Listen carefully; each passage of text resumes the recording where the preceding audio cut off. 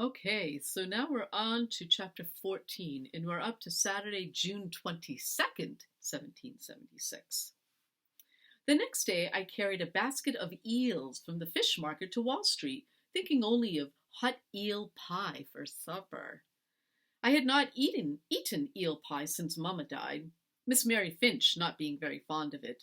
But Master Lockton enjoyed the dish, so fat eels weighed down my basket. I fervently hoped Becky would chop off their heads and strip off their skins. It made me go all jumbly in the belly to chop off heads. I entered the kitchen and set the baskets on the table. Ruth hummed quietly to herself, shelling peas into a large wooden bowl, and Becky chopped kale. Madame walked in from the front hall, her hair half fallen out of her cap, and stains of sweat under the arms of her dress.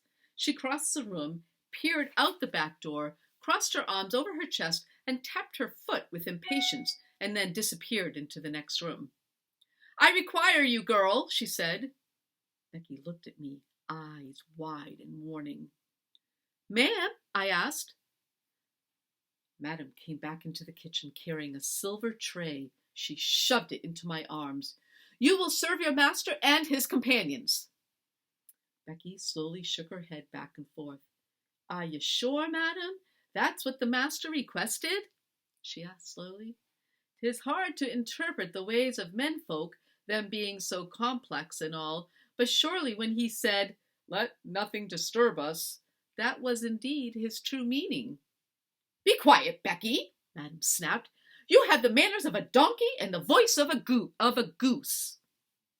Becky said nothing more, but chopped the kale faster. Madame paced back and forth. "The mayor of New York is a supremely important man, could well be the next royal governor. It is hardly appropriate to welcome him into our home without offering refreshments." She turned to me. "You will not put one foot wrong in there." When the tray was loaded so heavily I could scarce lift it, Madame preceded me down the hall and waited by the closed door to the library. "Go on," she told me, without offering to help. I kicked at the door with my shoe and called out, "Wine, sir, and a bite to eat?" "Leave us," responded Lockton. Madame knocked on the door with a not terribly refined fist. "Come now, Elihu, show some graciousness." Deep voices in the room conferred. Then the door was unlocked and opened. Madame stepped toward the opening, but Lockton filled his frame to cover her from entering. "Thank you, dear," he said. "The girl can serve us. I'll send her to you if I am in need of anything more." Madame tried to look beyond him to the distinguished guest, but could not see through the thick form of her husband. "Very well," she said loudly. "I shall be composing a letter to our cousins in London, our cousins who are so well regarded by His Majesty." She's trying to get the guy in the room to hear her. "Excellent suggestion, dear," said Mr. Lockton. He stepped out of the way so that I might enter.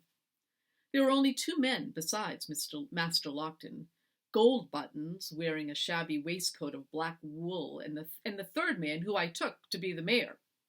The mayor had on a fine wig, properly powdered and pulled back, with a curl at the end of his queue, a sable coat and matching breeches, and a maroon waistcoat and a white silk cravat tied loosely around his neck atop his shirt, kind of like a little, what do you call them? Not a shawl, but like a little silk scarf. The windows were all closed, but the sun streamed in, heating up the room to a slow simmer, and bringing forth the ripe stink of underwashed gentlemen. A broad, brightly colored map of the coastline was spread on the master's desk, weighted at each end by a heavy book. Lockton removed one of the books, and the map curled up on itself, clearing the desk for the plate of Gloucester cheese and rye bread and the bowl of strawberries that I set down. "My most sincere apologies for the interruption," Mr. Lockton said. He took a glass of wine from me.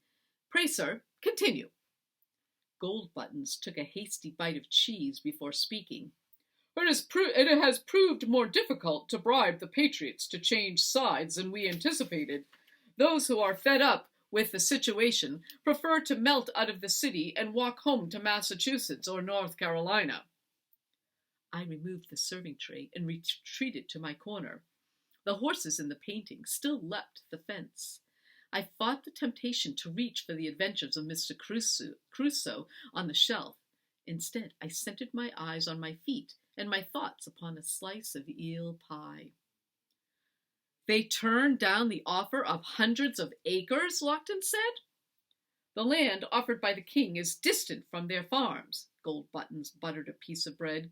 My fellow reports they simply want peace and the chance to get in a good crop of wheat. Idiots, said Lockton. The news from Philadelphia is that Congress is close to declaring the independence, Gold Buttons continued. I fought the urge to yawn. The master and his friends could complain about the Continental Congress at such length. I feared that my ears might drop off. Lockton plucked a strawberry from the bowl and pulled the leaves from it.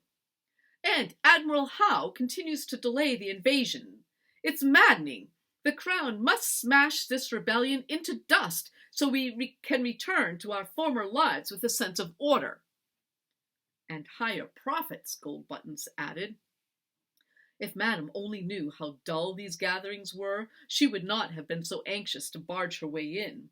I would have happily chopped off the heads of a barrel full of eels to escape another afternoon trapped with men whose voices droned on and on and on like rumbling, dusty grindstones. The mayor set his goblet on the desk. The time for bribery and persuasion is past. This is the hour when we must unsheath our swords. Swords, I thought. Lockton shook his head. We've been over this, David. Our task is to hold the city loyal, nothing more. The mayor leaned back in his chair. Holding is not enough. They're coming after us, raiding our homes for lead and our stores for anything they desire. Gold Buttons wiped the cheese from his fingers with a handkerchief. I agree with Elihu, said Gold Buttons. A loyal New York cuts off New England, then from the other colonies. The rebellion will wither like a vine cut off at the roots. Cut off a vine and it will grow back, the mayor said. You must pull it out of the ground and burn it to ensure it's dead. Lockton put the strawberry leaves in the bowl. Is there a plan afoot to destroy them? He asked. Most definitely. The mayor's voice was quiet, but steely. This was not idle prattle about Congress. I stood still as possible. The mayor scratched at the mustard stain on his cuff. General Howe delayed the invasion, hoping the revolutionary fervor would die down. On the contrary, independent sentiment now burns as far away as Georgia, as well as the western frontier. I am a bookcase, I thought. I am a piece of furniture, not a girl who will remember every word spoken in this room. The cry for liberty has proved powerful, Lockton said. The beat has grown too large, the mayor said. If it breaks free of its chains, we are all in danger. We need to cut off its head. Gold Buttons frowned. How? We must kill their commander. Lockton drew his breath in sharply. With Washington gone, the revolution will collapse, predicted the mayor. War will be averted and countless lives saved. Our world will return to its former state of tranquility that we enjoyed before all this nonsense. The study fell so silent I feared the men would hear my heart beating. Kill George Washington? No, Lockton said, shaking his head. Not possible. He is a gentleman. Capture him, arrest him, yes, but we dare not harm him. The mayor ticked off the reasons on his fingers. All of the American leaders have committed treason against the king. You cannot deny that. Treason is the highest offense under English law, worse than murder. And what is the punishment for treason, my friends? Neither Lockton nor Gold Buttons answered. The punishment is to be hung by the neck until dead. Then have your body chopped into 4 pieces, which are sent to the 4 corners of the kingdom, the mayor continued. Others propose we send sections of Washington's corpse to Charleston, Philadelphia, and Boston. They want to keep the fourth bit of his body here, to be displayed in front of City Hall. The room felt silent again. I could hear the ticking of the hall clock through the wall. Lockton shook his head again. You cannot guarantee Parliament would rule treason. It's too dangerous. If we dispose of Washington, Parliament will do whatever we ask. But how can you accomplish this? Asked Goldbuttons. The man is surrounded by an entire army.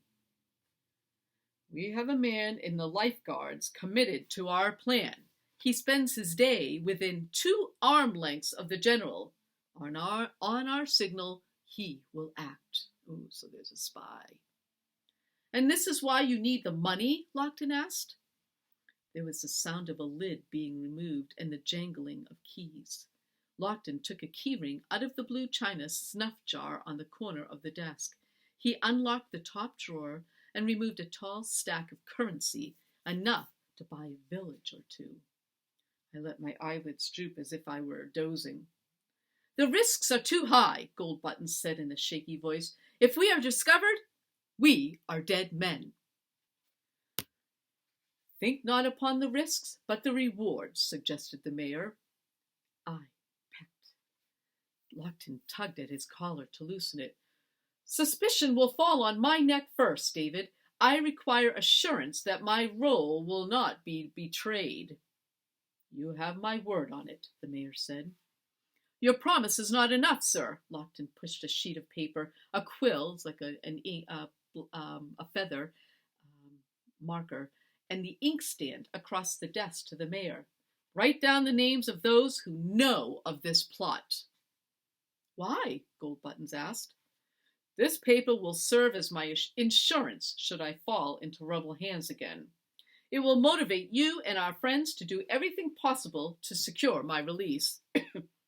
How? Goldbuttons was still frowning, but the mayor reached for the quill pen. If we do not come to Elihu's aid, he will betray our names to the enemy, the mayor said softly. He is showing us his weakness. Planning ahead is my strength, Lockton said. Do not forget your own name, sir. I closed my eyes again. The quill scratched across the paper. Goldbuttons shifted nervously in his chair. There, the mayor said. I opened my eyes the tiniest bit. Goldbuttons quickly read the paper. A vast conspiracy indeed, and he handed it to Lockton, who read the names and smiled.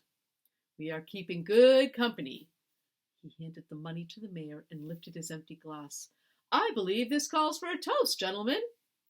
I did not step forward with the wine bottle. Lockton needed to believe I was a sleepy servant, unaware of his plans. Sal, he snapped. I drew back my head and acted like I was befuddled and had been sleeping. Wine, Lockton said. I crossed the room and emptied the last of the wine into his glass. Lockton frowned. Fetch another bottle, he said. Yes, sir. I curtsied and left the room, pondering how I could pass this news along to Curzon. That was when the blood-curdling screams started in the kitchen. I dropped the bottle and ran. I wonder what's going on in that kitchen. Something bad. All right, so we're going to read chapter 15 next, and then you can answer those questions that I gave you this week. Remember, complete sentences.